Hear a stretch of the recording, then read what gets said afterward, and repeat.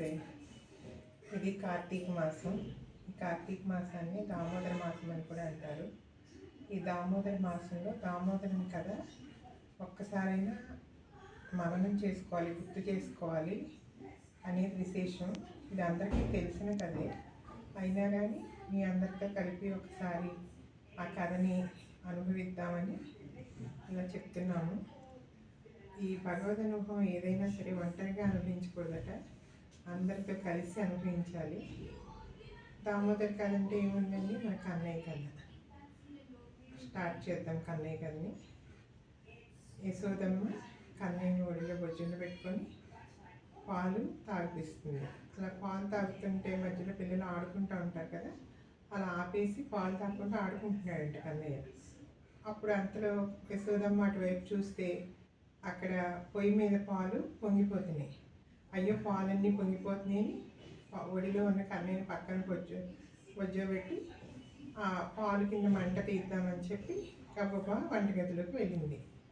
అప్పుడు గబగబా కన్నయ్యని వదిలేసి పాలు దింపడం కోసం వచ్చింది కదా, ఆ పాలుకి చాలా బాధ కలిగిందంట.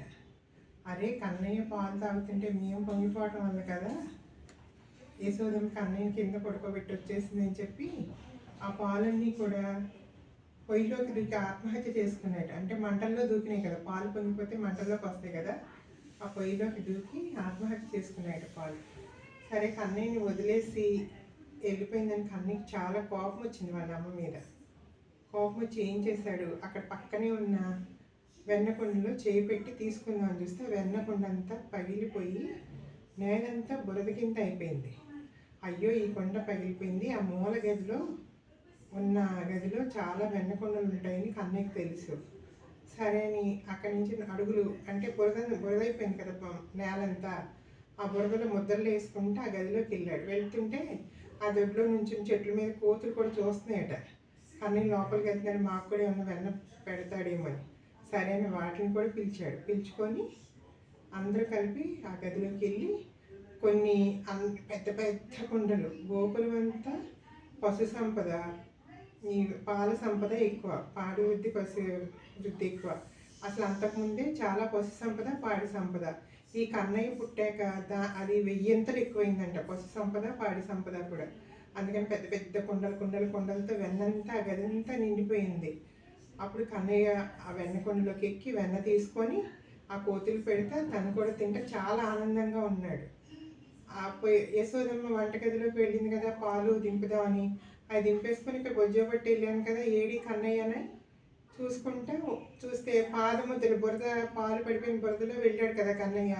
ఆ పాదముద్దలన్నీ అటు వెన్నగది వైపు చూపిస్తున్నాయి.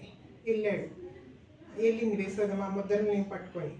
వెళ్తే అక్కడ ఏం చేస్తున్నాడు కన్నయ్య, కోతులన్నిటికీ వెన్న తినిపించుకుంటా, వెన్న పెడతా, తను కూడా 2 చేతుల నిండా తింటా, ఒళ్ళంతా పూసేసుకొని, అసలే నల్లగా ఉంటాడు, వెన్నేమో తెల్లగా ఉంటుంది, మొత్తం ఒళ్ళంతా పూసేసుకొని తెల్లగా కనిపిస్తుందండి కన్నయ్య.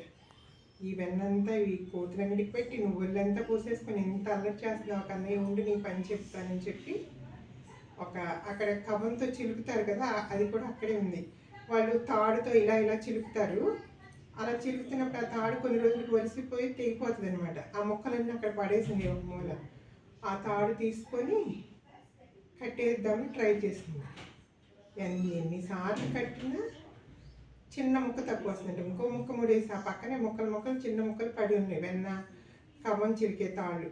ఆ మొక్కలు ముడులు వేసి కన్నయ్యకి కట్టేద్దాం ట్రై. ఎన్ని ముడులు వేసినా ఒక చిన్న ముక్క తక్కువ వస్తుందంట. మా చిన్ని కన్నయ్య పొట్ట చుట్టూ ముడులు వేసిన తాళ్ళే. నమ్మాలి వారైతే వృత్తాంతాన్ని తలుచుకొని స్పృహతకి పడిపోయారట. అయ్యో చిన్ని కన్నయ్య, అమ్మ నిన్ను అన్ని ముడులు వేసి పొట్టంతా కట్టేస్తే ఎలా వచ్చుకున్నావయ్యా అంటూ. అమ్మ ఇంకా కట్టి విసిగిపోయింది. ఇంకా నా వల్ల కాదు కన్నయ్య, నువ్వు దొరుకుతావా లేదని చేతులు ఎత్తేసింది. భగవంతుడు ఎప్పుడు అంతే, మనం పట్టుకుందామని ప్రయత్నం చేసినంతసేపు దొరకడు. ఎప్పుడైతే నా వల్ల కాదని చేతులు ఎత్తేస్తామో అప్పుడు తనే మనకి లొంగిపోతాడు, మన ప్రేమకి కట్టుబడిపోతాడు. యశోదమ్మ ప్రేమతో కట్టుబడ్డాడు, తాళ్ళతో కాదు ప్రేమతో కట్టుబడ్డాడు. ఆ ముడులు వేసిన ఆ తాళ్ళన్నీ పెట్టుకొని ఉన్నాడు కాబట్టి ఆయన్ని ఆ దామోదరం ఆ ఉదరం చుట్టూ ముడులు ముడులు వేసిన తాడు కట్టుకొని ఉన్నాడంట స్వామి. అందుకే ఆయన్ని దామోదరుడు అంటారు. ఈ వృత్తాంతాన్ని కార్తీక మాసంలో అందరం ఒక్కసారైనా స్మరణ చేసుకోవాలని, అది చాలా విశేషమని చెప్తారు. ఇది మీ అందరితో పంచుకొని ఒక్కసారి ఆ వృత్తాంతాన్ని అందరికీ తెలిసిందైనా మళ్ళీ మీ అందరితో కలిపి ఆ చిన్ని కన్నయ్య అల్లరిని అనుభవిద్దామని ఇలా చెప్పడం జరుగుతుంది. జై శ్రీమన్నారాయణ.